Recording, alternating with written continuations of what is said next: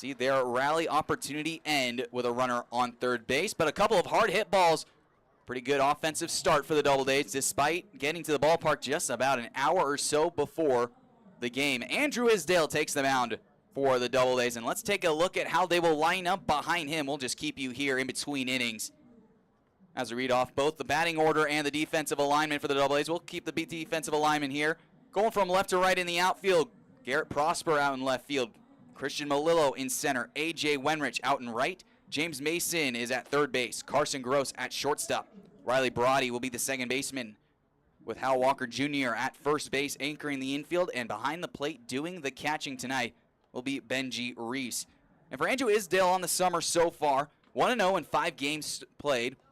This will be his first start of the year. In 12 and 2/3 innings pitched, he's given up 11 hits, 7 runs, 7 earned runs, walked 7, struck out 8, an ERA of 4.97, and batters hitting against him at a 2.34. Well, let's take a look at this Elmira batting order as announced by manager Andrew Drum. Leading things off will be the left fielder Matt Granado. Batting second, the first baseman Joe Muzio. Batting third will be the designated hitter John Schroeder. Batting fourth will be the second baseman Chris Baer. Batting fifth will be the third baseman Ray Hernandez. Batting sixth will be the extra hitter Christian Zeely. Batting seventh will be the center fielder Weston Gingrich. Batting eighth will be the right fielder Cam Levesque. Batting ninth will be the shortstop Nick Bizaccia. Batting 10th, rounding off the order, will be the catcher Brody Bartenstein. We mentioned that we just got to the ballpark about an hour and a half earlier before first pitch, so there was no on-field batting practice. Doubledays had to hit when they got to Falcon Park before the bus departed. Had a couple of road closures along the way, so that made things a little bit tougher to get here on time to the ballpark, but we're glad to be here inside Dunfield. As Benji Reese sends the throw down to second base. Now we're just waiting for our first batter of the bottom half of the first inning as Matt Granado will step in to lead things off for the Pioneers. Granado, Joe Muzio, and John Schroederer. Granado entering this ball game batting .319, 15 for 69, 2 doubles, 1 triple, 9 RBIs, has walked 11 times and stolen 10 bags, has only been caught once. Isdale's going to have to keep that memory as a first pitch fastball runs off the plate away for ball 1, 1 ball and no strikes. Elmira has certainly done their damage to the Doubledays so far this year as the 1-0 pitch on the way. Swing a ground ball foul right behind the backstop. And the count will even up at 1-1. Well, against right-handed pitching so far, Elmira is batting as a team .219. Scored 48 runs, 82 hits. Total of 22 extra bases as Isdale flips in a slow breaking ball off the outside corner for ball 2, 2-1. 55 walks, 120 strikeouts as the 2-1 pitch on the way. Swinging another ground ball, foul down towards the Doubledays dugout, and the count will now go to 2 balls and 2 strikes. The big number, stolen bags against right-handers compared to left-handers. Jake Danieluk was on the mound yesterday. Couple of caught stealings behind the plate for Bobby Stang as Isdale delivers the 2-2 pitch on the way. Swinging another foul back to the screen, so we'll try it again at 2-2. 42 stolen bags. They've been caught 6 times against a right-hander on the mound. 343 on base, a 293 slugging, and a 636 OPS. This is not a team that will beat you with the extra base hit as a fastball runs off the inside corner for ball 3. 3 balls and 2 strikes from Isdale. I'm going to have to battle back here in this first at-bat. Got a couple of those early strikes and now is slowly had to keep nibbling the corner, try to get Granado to chase as a 3-2 pitch on the way. Fouled off back to the screen, so we'll try it again at a full count 3-2.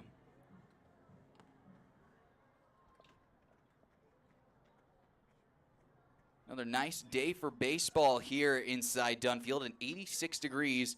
It was sunny all today as a 3-2 pitch on the way from Isdale, taken upstairs for ball 4. So a lead-off walk to begin the ball game with extra speed aboard on the base paths. Reese and Isdale are going to have to work more entwined with each other.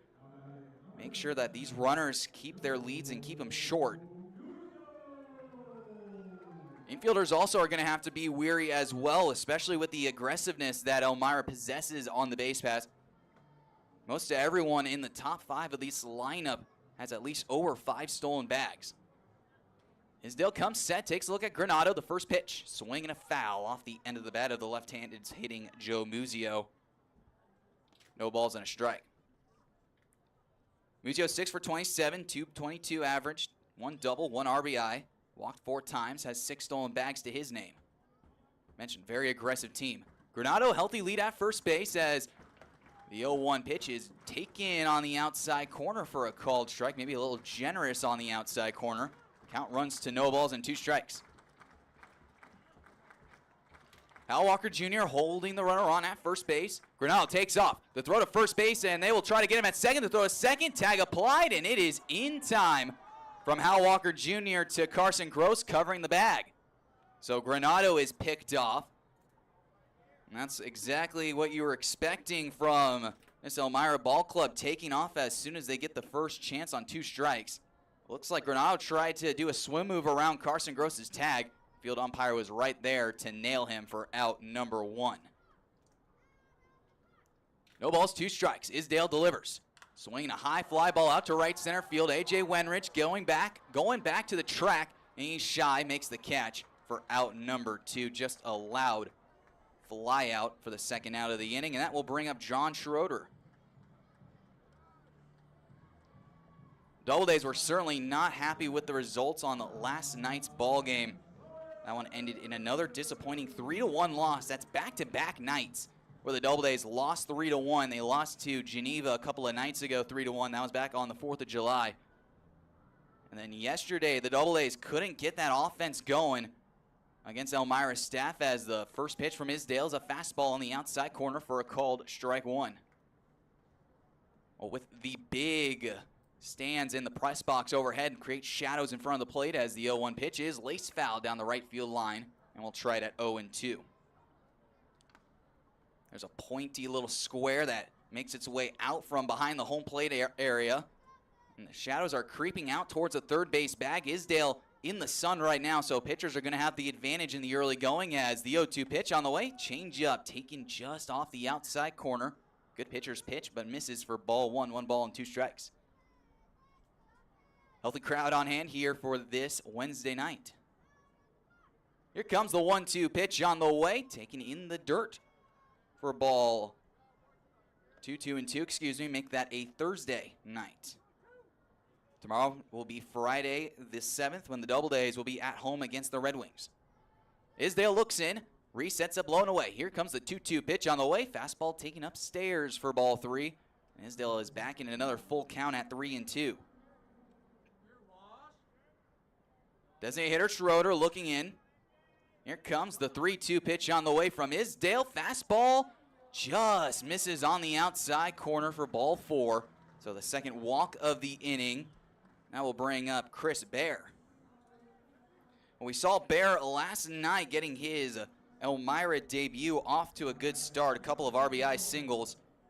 And then a strikeout, goes 2 for 3. Was host at second base on his second single, trying to extend. Schroeder with 13 bags on at first base. Here's the first pitch to Bear, swinging a ground ball over to Carson Gross at shortstop. He has it, flips it over to Riley Brody, covering the second base bag, and that will retire Elmira in the first inning. Oh, a couple of walks, but one gets picked off, one gets left stranded as we now go to the top half of the second. The Doubledays and Elmira are locked at 0-0.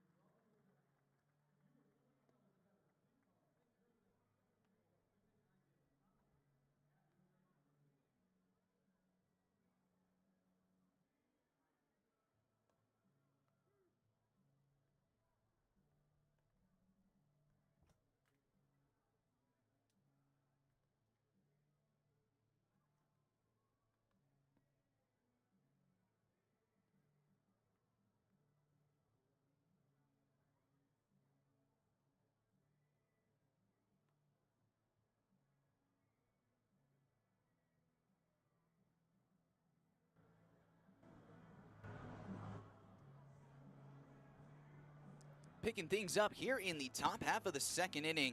The Doubledays will have Garrett Prosper, Benji Reese, and Christian Malillo, 5, 6, and 7, due up against Max Zentel here in his second start against the Doubledays this summer. As the right-hander working from the first base side delivers the first pitch to Prosper, a breaking ball down low for ball one, 1 ball and no strikes. Entering into today's ball game, Zentel 0-2 on the summer. Started 4 games, has pitched in 24 innings on the dot. As the 1-0 pitch on the way, swinging a line drive into left center field, gliding over is Granado. He's there to make the catch in shallow left center for out number 1 on Prosper. That'll bring up Benji Reese, the catcher. Zentel, though, with 9 runs, all those earned, walked 9, struck out 15, has an ERA of a 3.38, and opponents batting a .195 against him. Auburn didn't have many answers for Zentel in their first outing out here in Elmira. That ended in a 3-2 Doubledays loss. Here's the first pitch on the way to Reese, swinging a little tapper down the third base side. Ray Hernandez moves in onto the grass, sends a throw on the run over to first base, and it is in time to get Reese. So back-to-back outs for the Doubledays here in the top of the second, and that will bring up Christian Malillo. Malillo getting the start in center field. He got a start in center back in Geneva. So he gets his second start, of the summer in center field here in Elmira. Switch hitter batting from the left-hand side. He had a great at-bat here the last time the Doubledays and Elmira played here in Dunn Field. Zentel looks in. Bartonstein, the catcher, sets up in. The first pitch, breaking ball. Caught at the knees on the outside corner for a called strike 0-1. It was a 20-pitch at-bat that Christian Malillo had and was able to score 2 runs on a single. The 0-1 in the dirt, blocked by Bartonstein outside for ball 1, 1 ball and 1 strike, evens up the count. Malillo got to a red-hot last couple of weeks and then was hit by a little bug and just felt the pain of struggling to get up and move around, so hopefully he feels a lot better as he's entering into this ball game batting .296, the lowest average we've seen since opening day, as the 1-1 slider misses outside for ball 2, 2-1. It's a hot, muggy day out here in Elmira as possible thunderstorms could be in the area we have to watch out for. Zentel's 2-1 on the way to Malillo. Check swing, does he go around? Yes, he does, says the home plate umpire on a back foot slider, and now the count goes to 2 balls and 2 strikes. If the inning, I say, should continue, Riley Barati would be the batter due up next. Zentel ready, waits. Here's the 2-2 on the way to Malillo. Swinging a jam shot off the hands into shallow left field. Granado coming in, and he doesn't have to move very far. Makes the catch chest high to retire the Doubledays in the second. 1-2-3 goes Auburn as we now go to the bottom half of the inning. Both teams locked in a 0-0 ball game.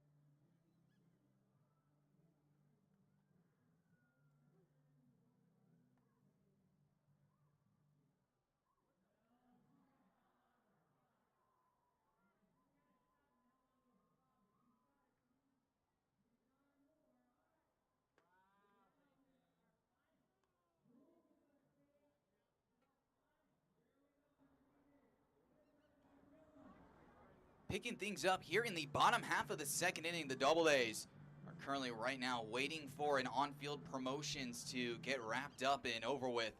So Andrew Isdale back out for his second inning of work.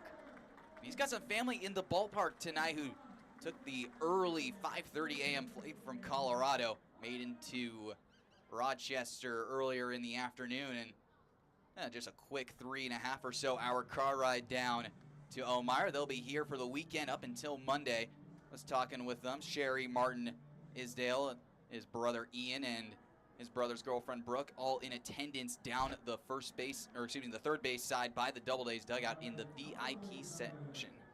So it's good to see family making their way out from across the country to see Andrew on the mound, getting his first start of the summer. As here he's got a little bit of a first battle of this one against Ray Hernandez. Hernandez hasn't done a whole lot so far this summer, batting .216 as the first pitch misses down low for ball one, 1 ball, no strikes. However, though, it was a killer triple and home run back at the last time these two played here in Elmira, as a foul ball goes down the third base side over our heads out into the parking lot below. It's a triple to straightaway center field, and then it was a solo home run in the bottom half of the 8th inning that gave Elmira the 3-2 lead. As a fastball runs up and above the zone, but gets a swinging strike from Isdale. Count goes to a ball and 2 strikes. Correct yourself, that would be a 7-6 game. Here comes the 1-2 pitch on the way from Isdale, swinging a high fly ball to right field, but right to A.J. Wenrich. Doesn't have to move very far back.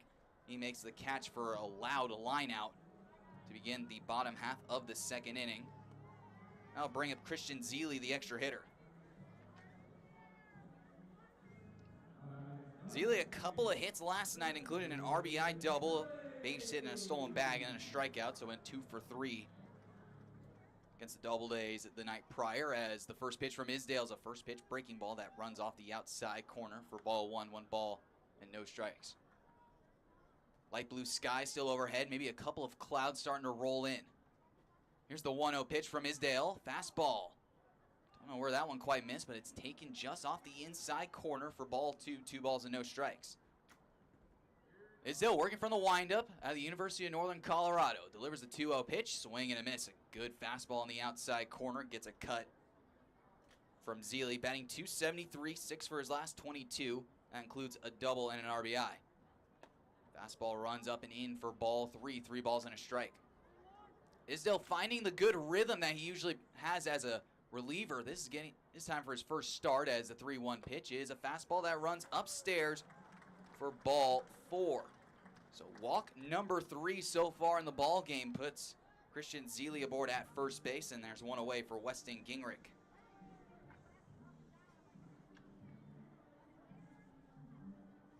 Doubledays in their road reds with gray bottoms. The Pioneers are in their home reds and white bottoms. Doubledays with the Auburn A with the feather out of the top of the hat, as a fastball catches the outside corner for a called first strike, 0-1. So against left-handers, that pitch on the outside really extends maybe a ball and a half, but to right-handers, it's a little bit of a tighter zone on the inside corner. Zeile with a leadoff first. Move from Isdale back in standing. Zeile, no stolen bags on the summer so far. Gingrich, on the other hand, with 9 in the batter's box. The Doubledays are going to have to move the baseball quick, as the 0-1 pitch is swung on and missed over top for a swinging strike 2. Prosper getting his first start in the outfield since his Sunday in Niagara. That game was set for a doubleheader. It turned out to be a 2.5 inning rainout. Move over back to first base, and standing again is Zeile. Hal Walker Jr. holding the runner on. Brody and Gross up the middle, playing a little more pinch, getting ready for a double play ball.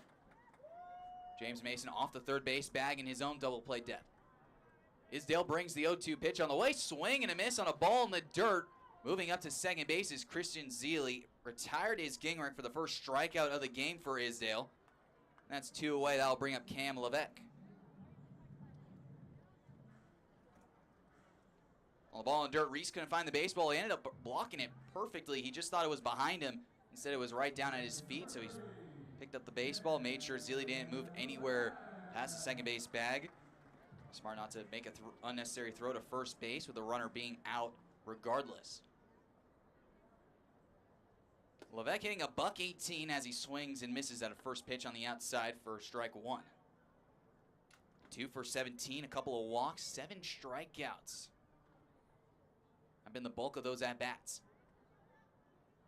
Working off the bag, Zilly. Here's the 0-1 pitch, swing and a miss on another good breaking ball outside the zone.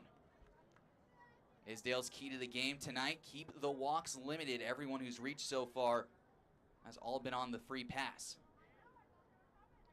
No balls, 2 strikes, 2 away. Looking for strikeout number 2. Brody holding the runner on, now vacates the 0-2. Swinging a jam shot, shallow center field, dropping in for a base hit, rounding third, heading home. Melillo picks up the baseball, sends it into second base. And it is a 1-0 Elmira lead on a ball that barely gets out of the infield. Well, it's a fastball inside. Isdale is able to wipe him out on a slider the pitch before. Kind of shocked that he doesn't go back to it. Blows up his hands, and Riley Brody was playing in closer to second base with a runner on. And a little jam shot base hit puts the lead to Elmira with 2 away here in the bottom half of the second inning. That walk does come across the score. First pitch misses outside, ball 1 to Nick Bisaccia. Well, it was originally Aiden Blake who was in the ballgame last night batting 4. Then Bisaccia came in to replace him as a fastball misses low and outside for ball 2. 2 balls and no strikes the count now. Well, it's only fitting that the Doubledays barrel up a couple of baseballs. Nothing happens. But Elmira finds a parachute shot base hit that gives them the lead as a slider misses outside. There goes a runner to second. The throw is in time by Riley Brody, applying the tag. A delayed steal attempt by Cam Levesque is cut down between first and second. So the Doubledays are able to avoid any more defensive issues. Isdale gives up 1 run on a parachute shot. The only hit so far of the ball game for either side. We now go to the top half of the third inning. The Doubledays trailing 1-0 over Elmira.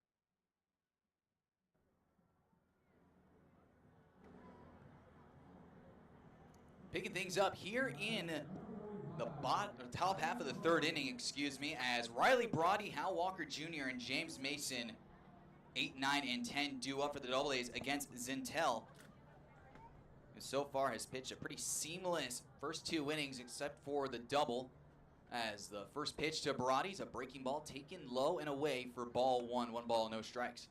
Shadows still creeping up towards home, or rather towards the pitcher's mound. Still not engulfed yet, but half of the mound is starting to get covered by the dark shadows as the 1-0 breaking ball off the outside edge again for ball 2, 2-0. Zintel not finding the feel for that pitch so far here in the last couple of batters. It's been fastball only so far as takes a look. Here's the 2-0 pitch on the way, swinging a line drive down the right field line, and it hooks just a bit foul for strike 1. 2-1 the count now to Brody. Was a slow start for Riley, but then a couple of nights ago finding A barrel of bat a couple of times, including a triple and a home run a couple of nights ago on the 4th of July. 2 balls and 1 strike to count as he ground ball over to second base. Up the ball is Bear. He has it. Sends a short throw over to first base in time to get Barati for the first out of the inning. I'll bring up Hal Walker Jr. and how he's trying to break an 0 for 16. Last hit was a double against the Syracuse Saltcats. He has walked 4 times though, so the getting on base part hasn't been the issue. It's just finding the barrel of the bat. That double against Syracuse certainly jolted him a little bit further in the confidence. Steps in. Here's the first pitch on the way from Zintel. A breaking ball taken on the outside corner for a called strike 1. So against right-handers, that curveball has been able to snap down. Against left-handers, hasn't been able to find the back door yet. No balls and a strike to Walker. Here's the 0-1. Another breaking ball. That one misses off the outside corner for ball 1, 1 ball and 1 strike. Well, Bartenstein's glove is really starting to make a lot of noise down on the field. Moving that glove a lot on each of those pitches on the outside. Little pause. Here comes the 1-1 pitch on the way. Fastball. That one swung on and missed through for swinging strike 2. Walker readjusts the elbow guard before looking at his bat. Chokes up a little, moves up on the plate, digs himself in. Zintel, the right-hander, arms away from his body. Here comes the 1-2 pitch on the way, swinging a foul down the first base side. Off into the netting that covers the fans. As now there's a retrieval of the baseball down on the field. 1 ball, 2 strikes, infield playing straight up. Outfield maybe a couple of ticks shallow. Walker really choked up on the bat, has about an inch of the knob showing as the 1-2 pitch is taken off the plate away for ball 2, 2 balls and 2 strikes. Zintel having a short, mid-sized socks up the shin guard. You can see his red stirrups bleeding through. Here comes the 2-2 pitch on the way. Another breaking ball misses off the plate away for ball 3, 3 balls and 2 strikes. Walker has run the count full. I mentioned the walk numbers 4 in his limited at-bats. Zintel looks in. Bartenstein sets up low and away. Long pause. Here's the 3-2 on the way. Swing and a miss. A good fastball on the inside corner. First strikeout of the ball game for Zintel. Gets Walker Jr. swinging for the second out, and that will bring up James Mason. Well, there's always going to be one fan in every ballpark that might be a little louder than the others. We found ours here in Elmira. Mason 5 for 16 so far this year, a .313 average. Walked 4 times, does have a stolen bag as well, but he's looking for his first extra base hit. First pitch is a fastball taken upstairs for a called first strike, going 1. Right-hander out of Clarkson University. Takes up residence just outside of Syracuse. Little pause, here comes the 0-1. Good breaking ball, catches the meat of the plate for a called strike 2. Mason down in a 0-2 hole early. Vance pulled beneath the spikes of his heels. Closed off stance, arching the bat back as the 0-2 on the way, swinging a little tapper to first base. Up the ball, Musio. Covering the bags, Zintel. The flip it to first base is in time. And Mason is retired to end the Doubledays third. Back-to-back 1, 2, 3 innings go Auburn. We now go to the bottom half of the third inning. Doubledays trailing 1-0.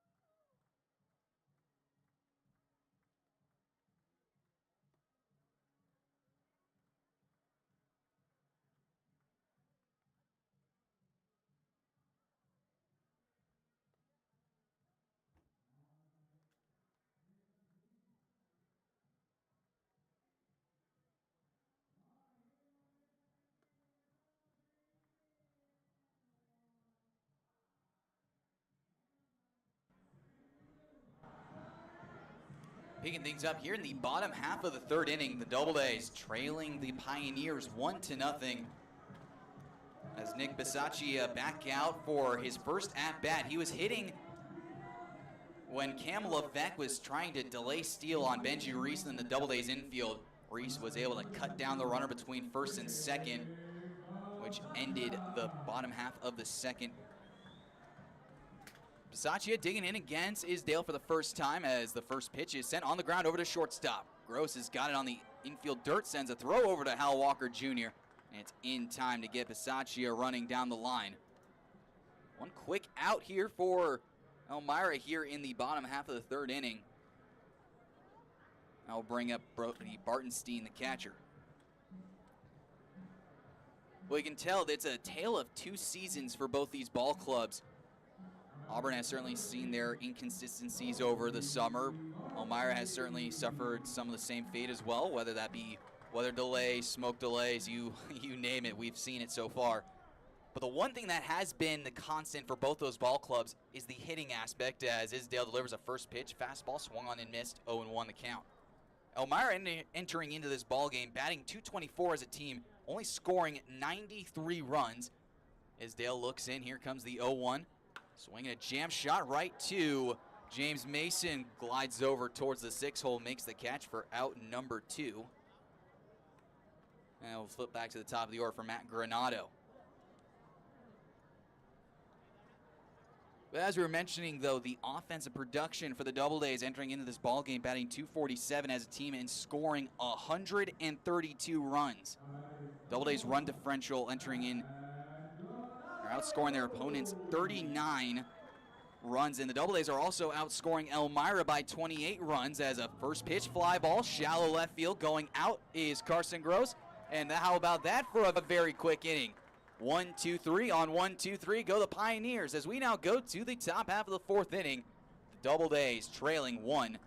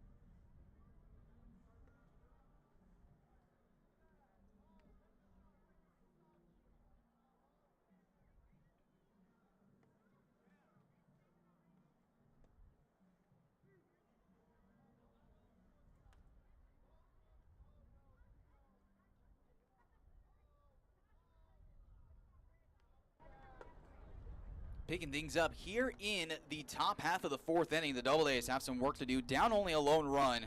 As will be at the top of the order, Carson Gross, Hazel Martinez, and A.J. Wenrich, 1, 2, and 3. Due up against Max Zintel, who's had a pretty clean first time around through the Doubledays order. Only given up 1 hit, hasn't walked anybody, has struck out 1. As a switch hitting left-hander digs into the batter's box to face the right-hander Zintel. Gross 0 for 1, popped out to the shortstop to begin the ball game.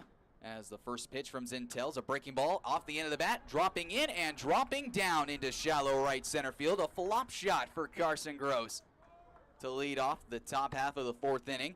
Hopefully that will get the Doubledays going on a 60-degree wedge shot. Well, Carson, we've been out to the course once or twice, maybe just once so far, and He can certainly bring a pretty good flop shot to the table, so I'm not surprised on the ability that he showed off there. I'll bring up Hazel Martinez. He's 1 for 1 so far in this one. A double off the right field wall, or off the glove of Cam Levesque, the right fielder, and then the wall. Grows with a healthy lead off first. The breaking ball on the first pitch taken on the inside corner for a called strike on Hazel Martinez. That was double number 7 on the year that he hit back in the top half of the first. Carson with 5 stolen bags leads off the first. Fakes a move as a fastball runs inside off the corner for ball 1, 1 ball and 1 strike. Carson caught twice so far this year, was caught last night. That was against John Schroeder, who's doing the DHing tonight. Here's the 1-1 pitch on the way. There goes the runner on a high pop-up on the infield. Gross having to find the baseball. Now is in a dead sprint for first base. The throw to the first base is pulling off the bag. Joe Muzio trying to recover with a tag applied. Safe is the call in the field. Andrew Drum now starting to make his way out towards the field umpire. As Carson Gross took off right away, the ball was popped up by Martinez. Looking for the baseball, Carson didn't know where it was. And as soon as he saw eyes on the second baseman ranging back, he was in a dead sprint over to first base. Chris Baer just couldn't make a routine throw over to first base, pulled off Muzio off the bag, and the tag was either not applied or not in time, with Gross diving back in. So the Doubledays do escape trouble. Have A.J. Wenrich due up. Right-hander, long pause, the pitch. Breaking ball sent out into the air to left field. Down the line, going back, Granado hooking away from the field, making the catch in foul territory up against the warning track. It's a long out number 2 for A.J. Wenrich. Carson Gross retreats back to first base. So loud contact so far for Auburn, as that will bring up Bobby Stang.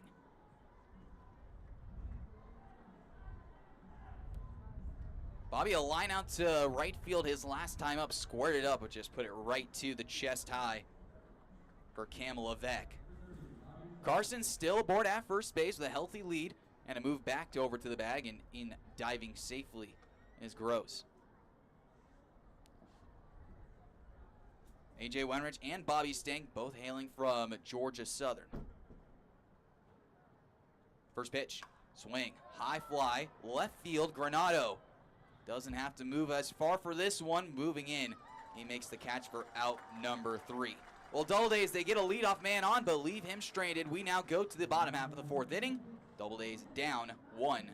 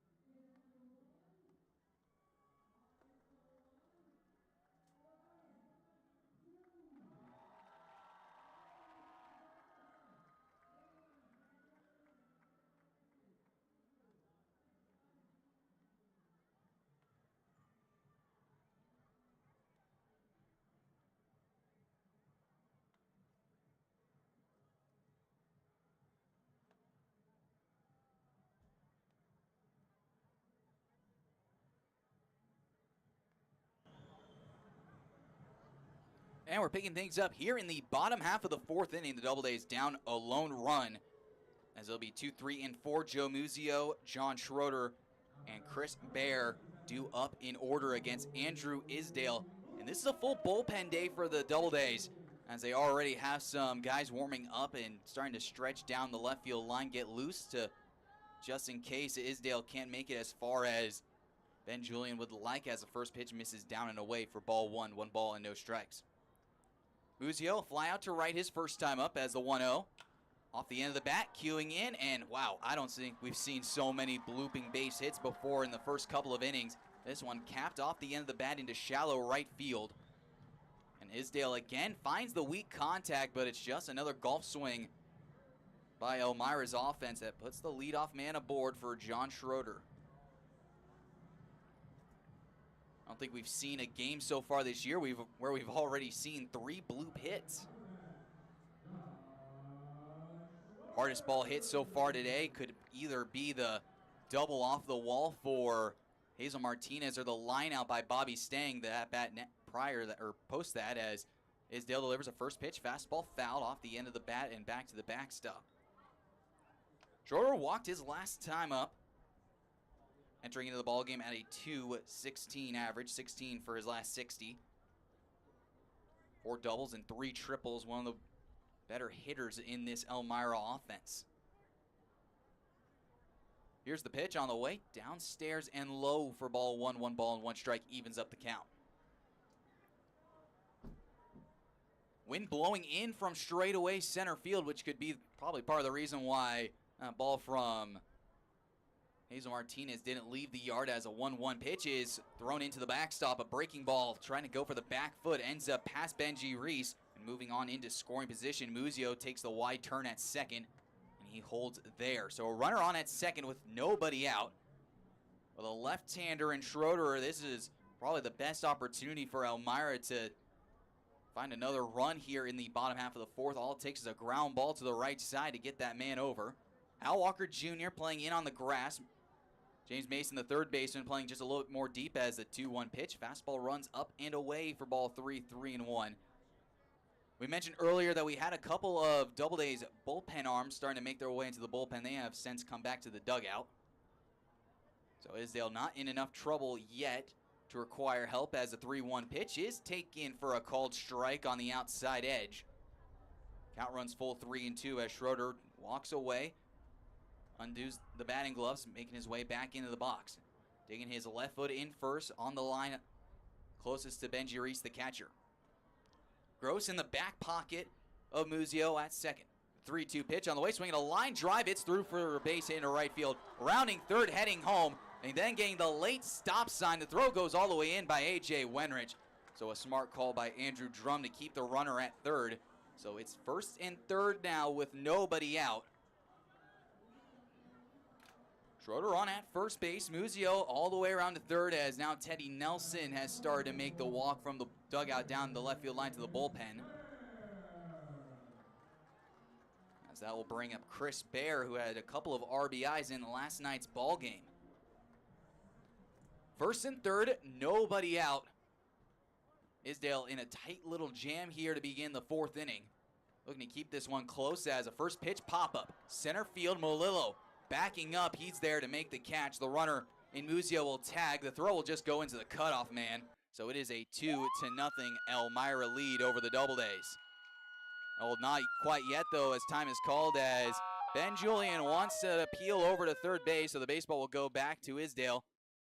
He's going to get back on the rubber, take a step off, and then throw the ball over to third base to try and catch Muzio and see if they left early. So we're waiting for the umpires to put the ball back in play. For the meantime, though, Ray Hernandez will dig into the batter's box. And now you also have to worry about the runner on first base and Schroeder trying to take off for second base, as the umpires will put the baseball back in play. Carson Gross not moving away from second base, so he knows what they're going to do, making the look back to first base, the throw into third base, and well, they're going to call him safe on the appeal.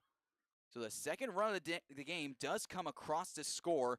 It's Joe Muzio, and it is 2-0 after the RBI sac fly by Chris Baer. So that will bring up Ray Hernandez with the runner on first, as Isdale's first pitch is a fastball foul down the first base side. 0-1. Hernandez with a line out to right his first time up.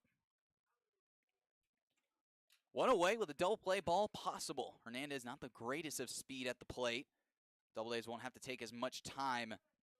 Well, they have a little bit more time to work with, as the shadows still continue to creep down the line, as Isdale will send a throw over to first base. Back in diving safely is Baer. or make that Schroeder. Pay attention, 13 bags on at first base. Isdale keeping him close, working from the first base side. Schroeder working out the 0-1. Change up, taken down low for ball one, evens up the count at 1-1. Sun shining right into the eyes of the left side of the infield, as well as Garrett Prosper out in left. The sun setting down the first base line. Schroeder working off pretty more off first as the 1-1 pitch is a fastball taken off the plate away for ball two, 2-1. This Auburn pitching staff this entire year has been quite solid. A 3.80 team ERA, 21 runs. Only 18 of those were earned as time was called as a baseball made its way down from the bullpen closer towards the field of play. 21 runs were scored or given up by the pitching staff. 18 of those were earned as there goes the runner, swing and a miss as Reese, we were bluffed up as well as Schroeder took off for a fake steal, slammed on the brakes. Reese was just about to wheel and fire to second base. Instead, held the ball in his back pocket and spun around in the right-handed batter's box. So the baseball at least stays put at home. 2 balls, 2 strikes after the swing, strike 2 from Hernandez. Lights have been turned on here inside Dunn Field, awaiting that sun to continue to set off in the distance. Schroeder working off the bag. Here's the 2-2 pitch. Line drive to Brody at second, and it eats him alive. Into shallow right center field. Moving on to third base is Schroeder. He's there. It's a tough error on the Doubledays second baseman, and it puts runners at the corners with only 1 away. And that will send out Ben Julian out to the mound to have a quick talk with Isdale and the rest of the infield, as he's still waiting for time to be called by the umpires, as time will be now called by the field umpire for Julian. Hard-hitting line drive right to Riley Brody. And if we're on turf, he's able to take a step back and really take in the full deep hop, but instead it kind of eats up Brody. He almost handcuffs him, does get a body on the ball as it hits off the wrist of his throwing arm and then kicks off into shallow right center field. So Malillo from center field had to run a long way to get to the baseball.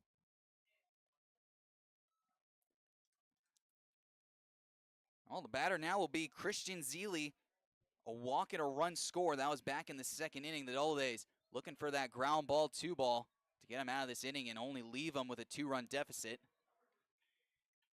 Nelson, it looks like he's getting about ready in the bullpen, so if Isdale can't get out of the jam, at least you do have a man warming up and ready in the bullpen, but I'm sure Julian and then Isdale himself would rather finish this one out himself and escape the 4th inning with only surrendering a run. Oh, there's a tough break for the Doubledays defense. A rocket shot off the bat of Ray Hernandez. Could have been a tailor-made double play, but instead it eats up Brody at second base, and it's the first error for the Doubledays as the first pitch is sent in the air to left field. Prosper tested early, makes the catch, runner tags. The throw will just go into Carson Gross, the cutoff man. As the alarm goes off for another run scored, it's a sacrifice fly, and it makes it a 3-0 Elmira lead.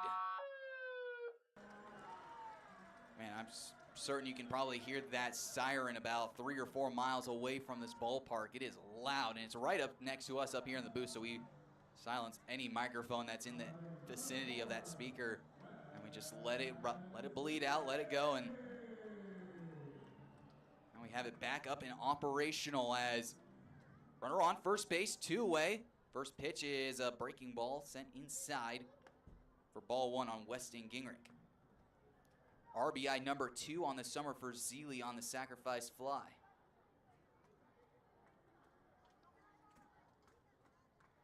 Hernandez short lead. The pitch from Isdale is sent foul down the first base side towards the front of the dugout.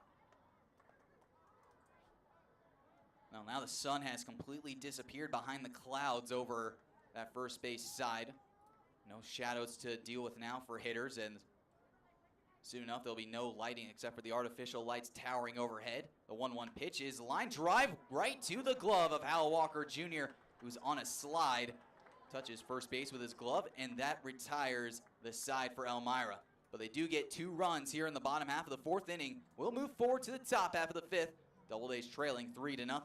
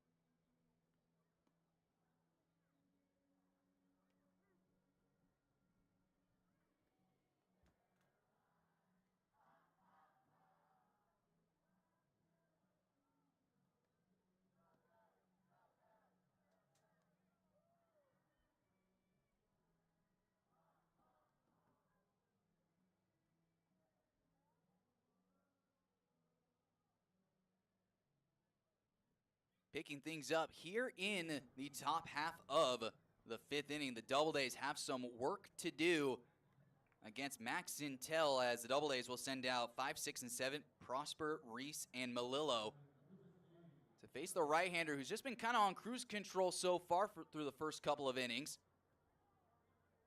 As Prosper now trading in his white-barreled bat for a gray one as he takes a first pitch. Fastball off the plate away for ball 1. So anything to change up the mojo and get things working.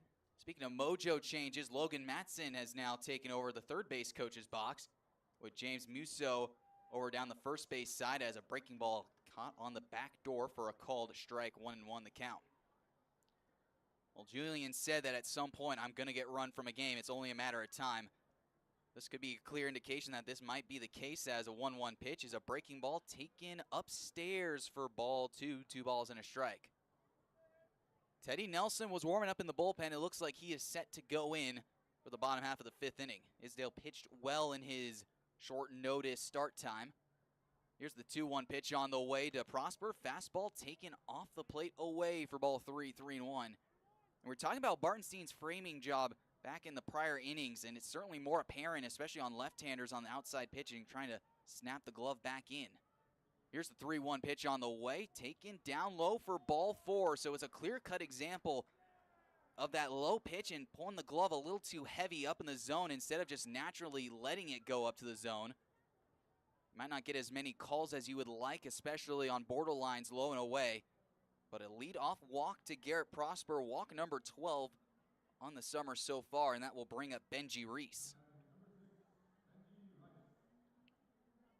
Reese batting .300 entering into this ball game, 6 for his last 20. Makes it 6 for 21 after the ground out his last time up. Prosper aboard at first. First pitch inside, hitting the shoulder of Reese. So back-to-back free passes, one on the walk, one by a hit by a pitch. This is the Doubledays' best opportunity here in the ball game with runners on base, as that will bring up Christian Melillo. And now the question is do you bunt with Christian in this at-bat? And it's a kind of a carbon copy of a couple of games ago. I was actually back on July 4th when the Doubledays had first and second, letting Melillo swing the bat, and ended up not working out for the Doubledays, hitting into a double play with a line drive and then a throw out trying to advance a runner. Couple of looks at the runners as the first pitch is instead a swim move back to second base. Prosper read it all the way. He's back in standing. Maybe not the greatest of speed aboard for the Doubledays, but the couple of ducks are on the pond as Prosper makes his lead off second. Melillo drops down a bunt foul down the third baseline, so he was able to at least get the bunt somewhat down on a first pitch breaking ball. So we will try this now at no balls and a strike. And now the Elmira defense knows that the bunt is on. So Ray Hernandez, the third baseman, now playing a little bit more in than he did a previous pitch. Both of his heels are now on the infield grass, along with Joe Muzio, the first baseman. He's on the grass as well. The middle infielders pulled more towards Melillo's pull side, with the second baseman, Bear Ray, to take off towards first base. Couple looks at second. Melillo squares again, drops a bunt. This one popped up, and it is caught by Bartenstein. And it's something about this ballpark that leads to bunts being popped up. That's the second time we've seen a bunt be popped up in, actually make that the third time we've seen a bunt get popped up in this ballpark. It's a tough out number 1 for the Doubledays, and that will bring up Riley Brody. This is a golden opportunity for Brody to continue to elevate his performance over the last couple of days. We've seen that RBI total jump up to 4. First and second still with one away this time. Prosper dancing off the bag. The first pitch, fastball runs inside, swiping away the legs of Brody on a low inside pitch for ball 1, 1 ball, no strikes. The infield still shifted towards the pull side for Brody, with the second baseman Bear playing more into the 4-hole. Bizaccia, the shortstop, playing a little bit more up the middle on Garrett Prosper, not holding them on though.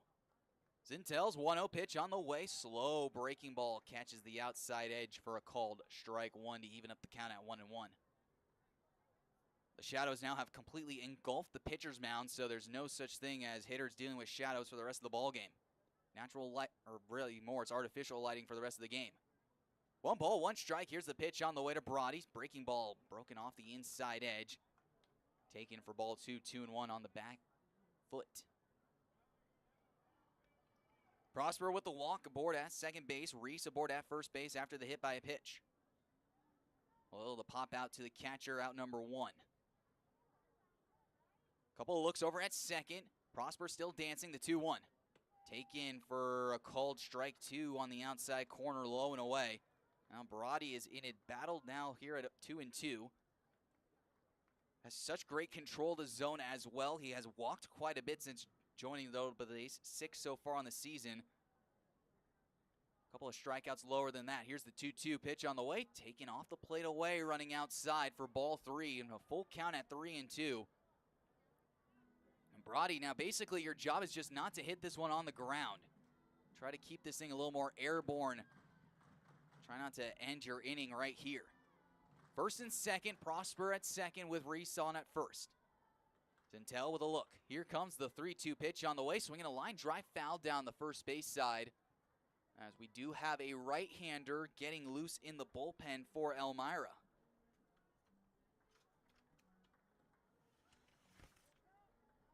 Full count at 3-2 once again for Riley Brody. Zintel looks at Prosper as he comes set. Glove away from the belt. Runners take their leads. Here's the full count pitch on the way. Swing and a miss. Brody out in front of a breaking ball. And it's 2 outs as that will bring up Hal Walker Jr. Second strikeout of the game so far for Zintel. Hasn't been much of a power pitcher. It's been more contact oriented. The Doubledays just haven't been able to find their answers yet, except for the couple of those free passes. 2 hits in this one so far, one for Hazel Martinez and one for Carson Gross. Hal Walker Jr. trying to break that 0 for 17. First and second, the runners take their leads. Here's the first pitch to Hal. Breaking ball misses the inside edge for ball 1, 1 ball and no strikes. Teddy Nelson getting loose again in the Doubledays bullpen. He's set to come in for the 5th. Kevin Serrano warming up in the Elmira bullpen. 1 ball, no strikes, runners off the bags, the 1-0. Breaking ball taken in the dirt for ball 2. 2 balls and no strikes now.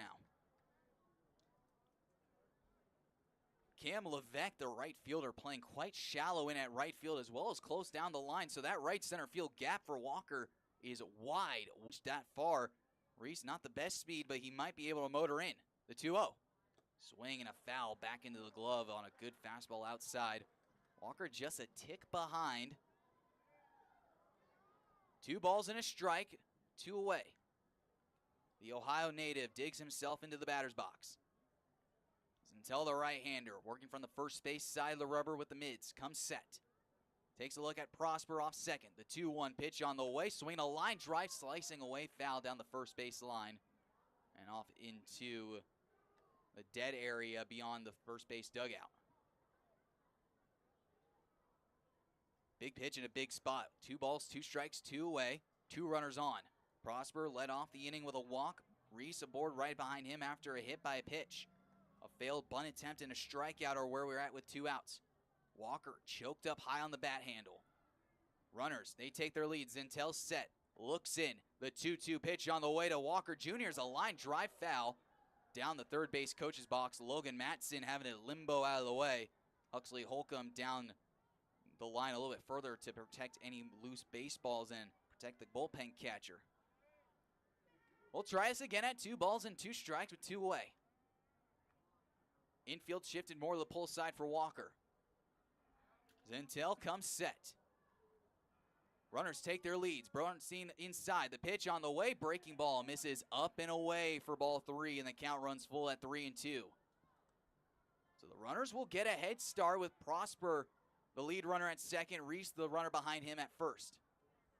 Do have to watch out for that swim move, though. Prosper having to wait for the pitcher and Zintel to make his move towards the plate. Barnstein works outside. Runners take their leads on the full count. Here's the 3-2 pitch on the way in the dirt off the tip of the glove of Barnstein, taking a wide turn around third base is Prosper. So Hal Walker earns himself a walk. Make that number 5 of the summer. And that will bring up James Mason now to hit with the tying run at first base. That is the second walk so far of this ballgame for Zintel, he did not allow a free base until Prosper, Reese on the hit by a pitch, and then Hal Walker Jr., the batter prior. Here's the first pitch on the way to Mason. Break third, Reese aboard at second, Hal Walker Jr. aboard at first. James Mason, the batter, the 0-1. Another breaking ball wiped outside for ball one. 1 ball and 1 strike evens up the count. Not always an advocate for a free pass run in, but if you're able to find a way to get another run on the board and you don't have to swing the bat, you'd take that, especially with the top of your order coming up next. Mason can get something in play here, see if good things can happen as a fastball misses off the plate away for ball 2. 2 balls and a strike. And again, there's that fastball outside. Barnstein trying to pull it back into the zone for the home plate umpire to see that.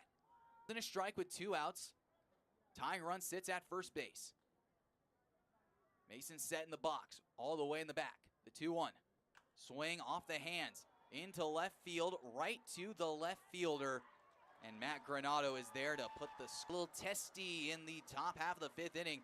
Doubledays were putting some pressure on, just could not get him in. As we now go to the bottom half of the 5th inning, we'll have a new pitcher to tell you about. It's Teddy Nelson. He's making his way on to the field from the left field line. We now go to the bottom half of the 5th inning. The Doubledays trailing the Pioneers 3-0.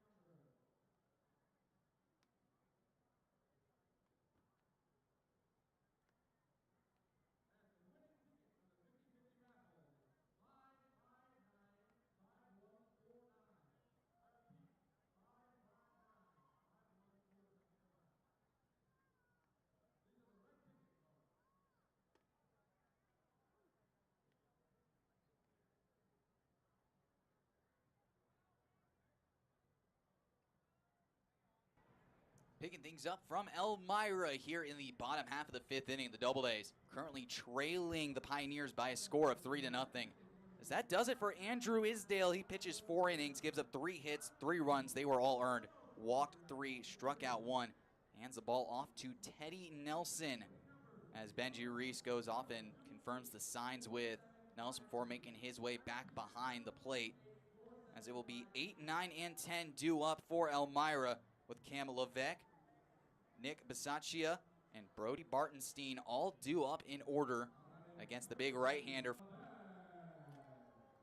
Levesque an RBI base hit as the first pitch misses downstairs and low for ball 1. 1 ball and no strikes. He was caught stealing to end the second as well. Nelson getting his second back against Geneva a couple of nights ago as a foul ball down the first base side. Out of play for strike 1. 1 ball and 1 strike. Make that more or less Saturday. And Nelson got a inning of work in. He was struggling though. It was the command issues off the mound. Couldn't find the zone and walked 4 or 5 people in a row. Here's the 1-1 pitch on the way. Fastball taken upstairs for a called strike. Snapping his head back, Cam Levesque wanting confirmation. And yes, it is the called strike at the top of the zone. So 1 ball, 2 strikes here at the bottom half of the 5th inning. Nelson set, Working from the first base side. Here's the 1-2 on the way. Swinging a ground ball over to third base. Mason's got it. Sets his feet. Long throw up the line. But it's in time as Hal Walker Jr. steps off the bag and applies the tag on Levesque. And there's one away for Nick Bisaccia. Ground out to Gross at short, his first time up.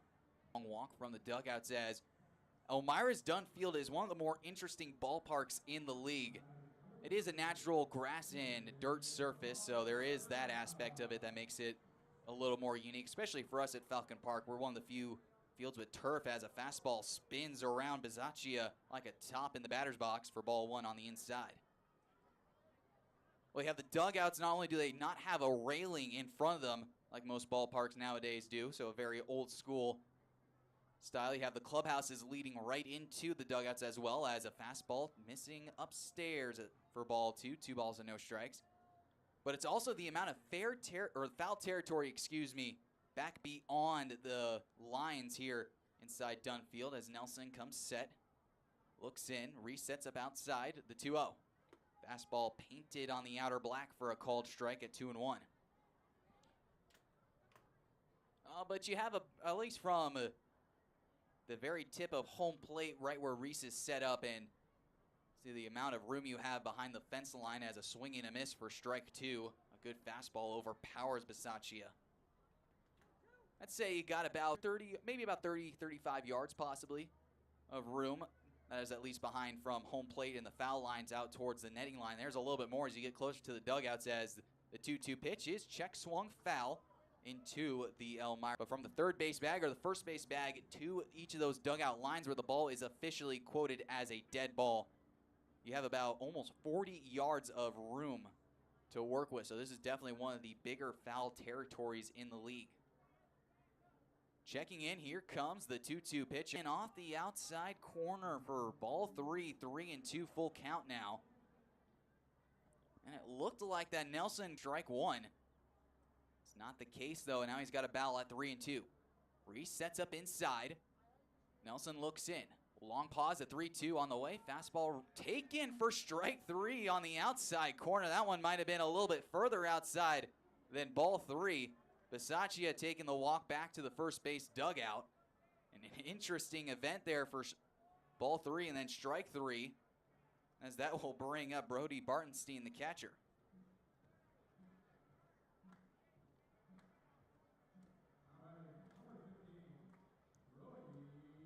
Well, there's the first strikeout for Teddy Nelson. Back-to-back outs.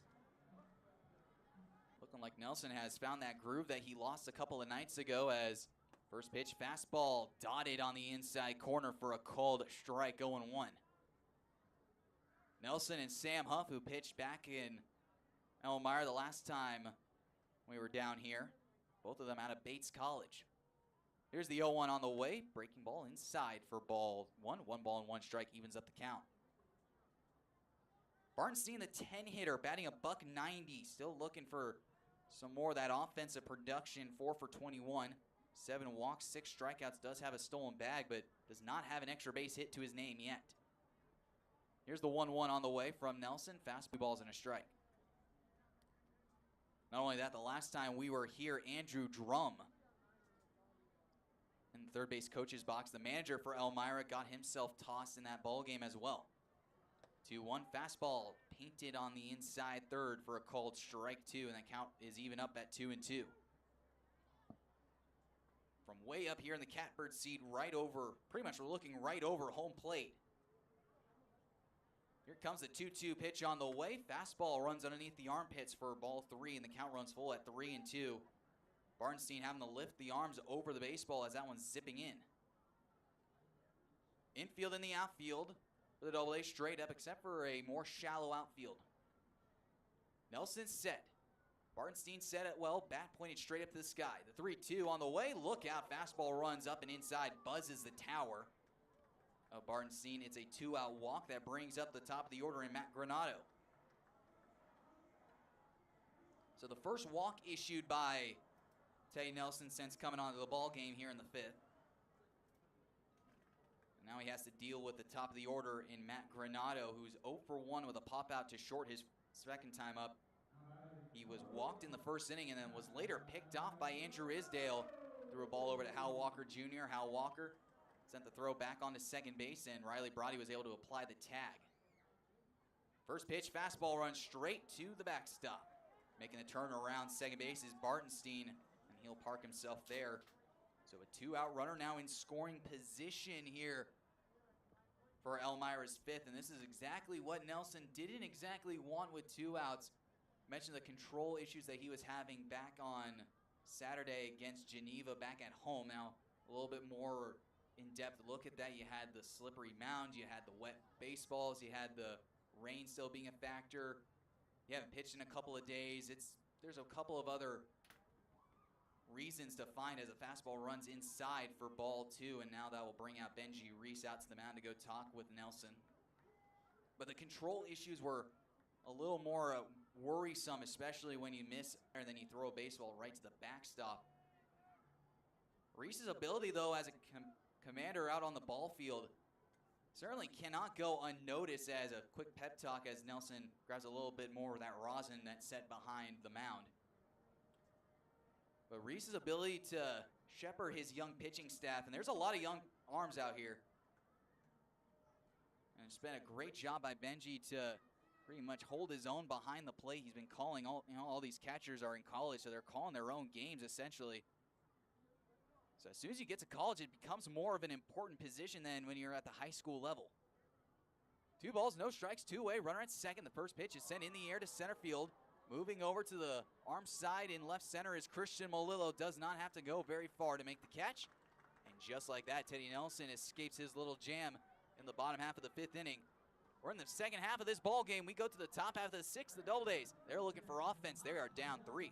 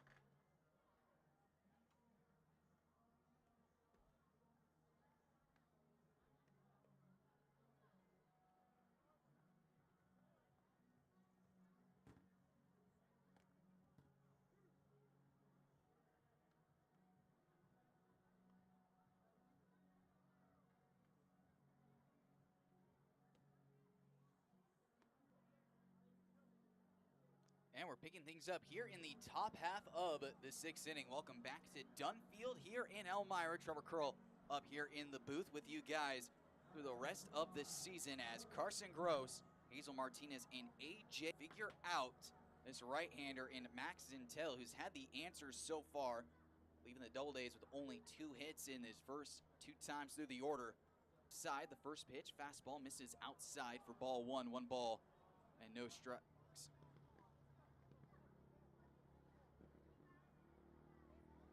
Gross digs himself back in. Looks into Zintel. Here comes the 1-0 pitch on the way. Taken off No strikes now the count.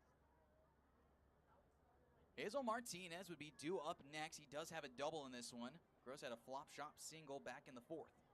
Taking upstairs for ball 3, 3-0. The count now to Gross.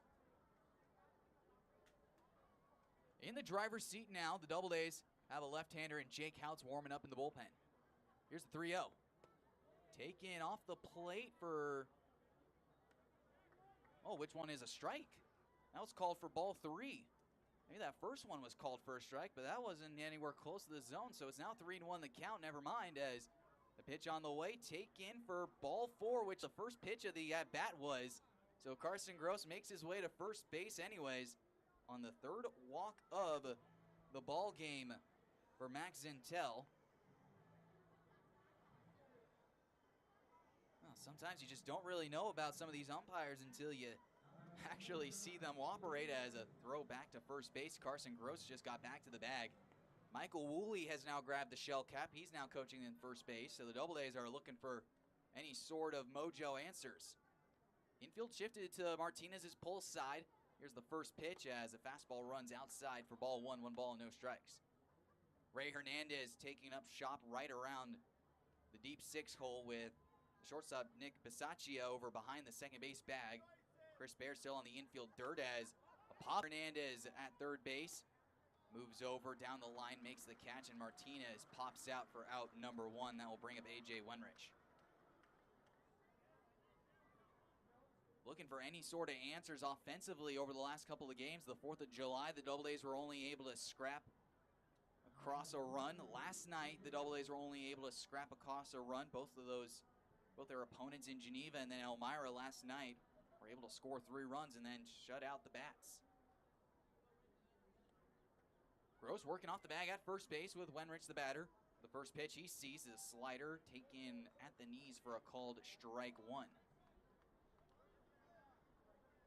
Sun still lasering right into the eyes of the shortstop Nick Bisaccia, so he thought it's having its last laugh as the right-hander looks into Wenrich. There goes the runner in Gross, taken inside for a strike. To throw to second base, Carson Gross, no chance, has a stolen bag quite easily.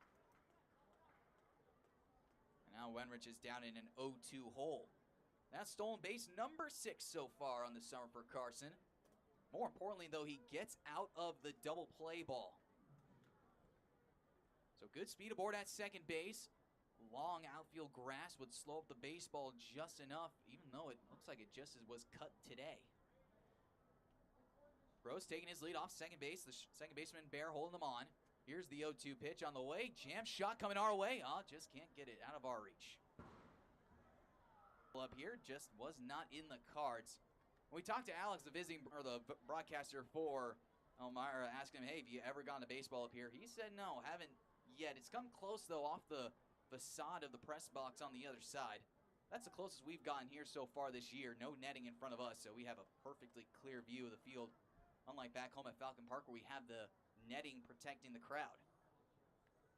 0-2 pitch on the way with Carson, making his lead off the bag. The breaking ball does not break inside. It hits the behind side of Wenrich. He'll take his walk over to first